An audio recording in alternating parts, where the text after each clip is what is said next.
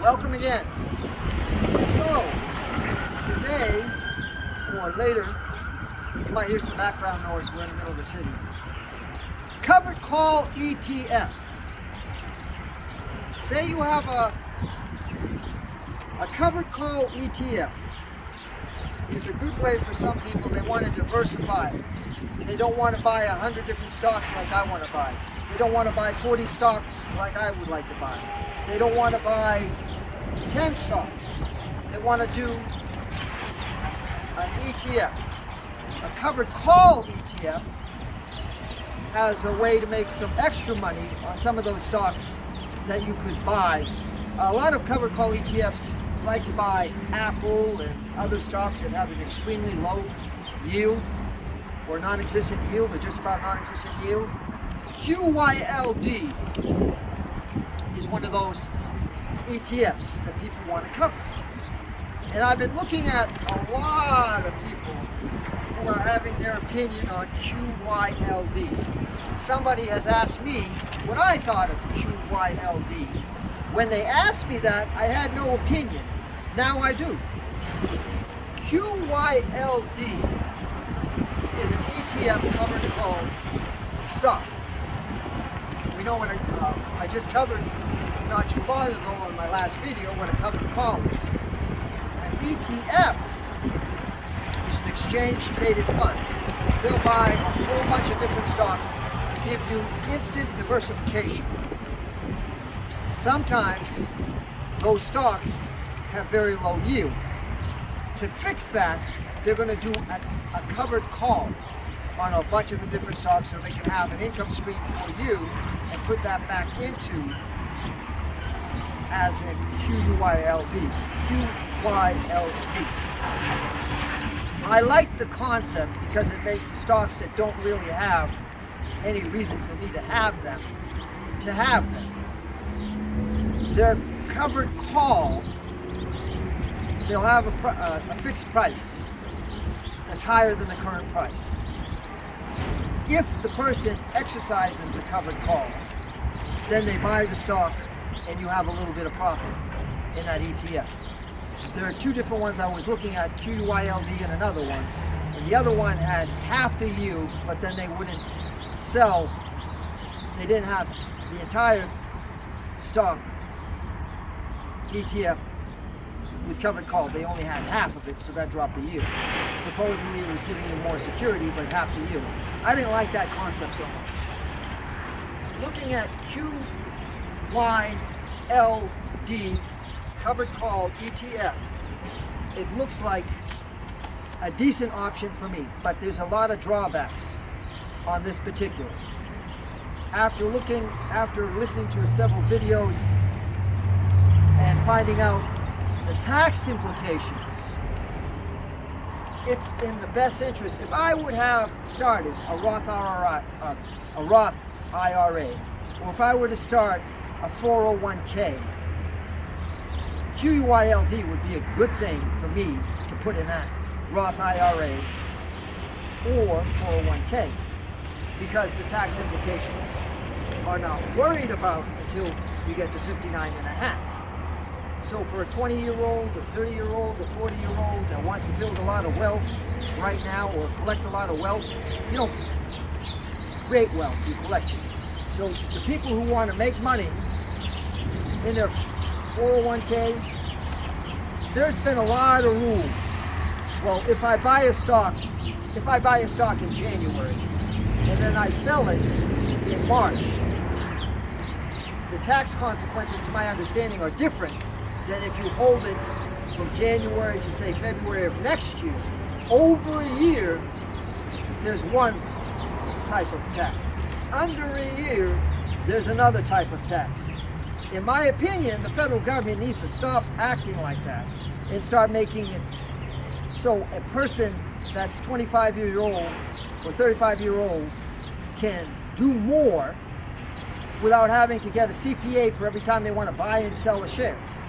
That's why you really do need a financial advisor when you're buying QLYD or one of the other stocks that are covered call ETFs or something else.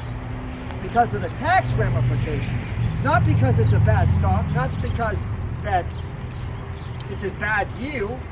The last time I checked QYLD, the last time I checked it was 11.92% yield. I like that yield. It's almost 1% a month. I can deal with that. It's almost like an ORC. But because it's a covered call,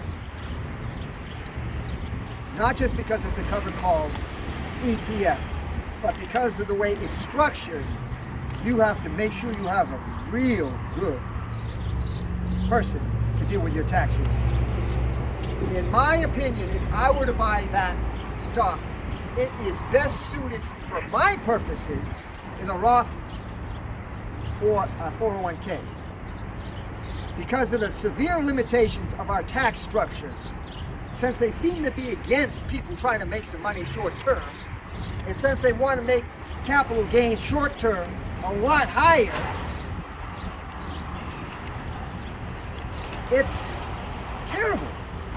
So for that reason, if it were up to me, I say, oh, I love QULD. All right, got my Roth, I want to put it in that. I got my 401k, I want to put it on that. My taxable account, I got to do gymnastics for tax reasons. I want to make sure at least I hold it more than a year. At least, because I want to get rid of those short-term capital gains versus the longer-term capital gains. Our government needs to be making things easier for the average investor. Now, you know, you've got these people who have hedge funds, and they got these lawyers, and they've got every single thing that they can do, and they can do, you know, the billionaires, and not quadrillionaires, but you know, you've got the multimillionaires and the billionaires that have all these CPAs that can line everything up.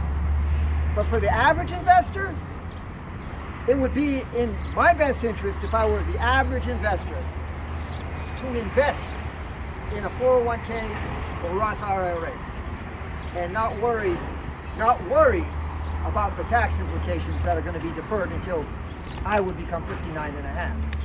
Right now, I don't have a Roth IRA or I don't have a 401k. If I were 25 and I was looking for a stock that I wanted to put into, this ETF fits the bill for me. As long as I'm planning to reinvest the dividends in other QYLD or some other stock that has a similar thing. Like I told the people earlier that watch my other videos before this, you might want to line up the dividends and cutoff dates. The X dates and the dividends are very important. Okay, so QYLD, when it pays its monthly dividend, you may want to buy more QLD depending on the length of time, or you might buy ORC or another stock, but you're going to want to compound your QLYD, because the compounding effect is phenomenal. Really great on something that pays you 11.92%. It's really good. You could make that a little bit better depending on the X date and the pay date, and whether you do that or not, you have to look at the X date and the pay date. I will go a little bit deeper on this in a later video, but at this time, QYLD, covered call ETF, is not a bad thing for me to put into a Roth or 401k. Now, to make sure you understand what an ETF is, a covered call ETF is, they buy a lot of positions in a lot of stocks. Each stock for the entire fund, before you can do a covered call, has to have at least 100 shares of that stock. So if they buy 10,000 shares of that stock in the total ETF, okay, they're having covered calls when they have blocks of 100.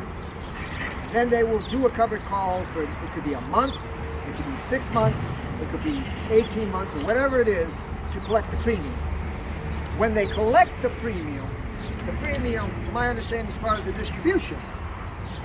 So in the meantime, you have your ETF, you have an income coming in on all the different stocks, that have covered calls, and that's part of their premium is paying you out.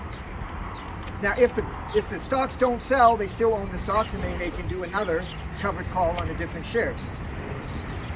So if you get a good understanding, you buy an ETF for instant diversification. The covered call ETF increases your income because they're selling covered call options, but not obligations to purchase the stock. So whenever it hit, if it doesn't hit the strike price, it's just free money. If it does hit the strike price, then they have to sell those, and then they have to get new positions or the same position but less. So covered call ETFs for QLYD, because of the way they do their distributions, in my opinion, if I had a 401k, in recap, it would go in the 401k. If I had a Roth IRA, it would go in the Roth IRA.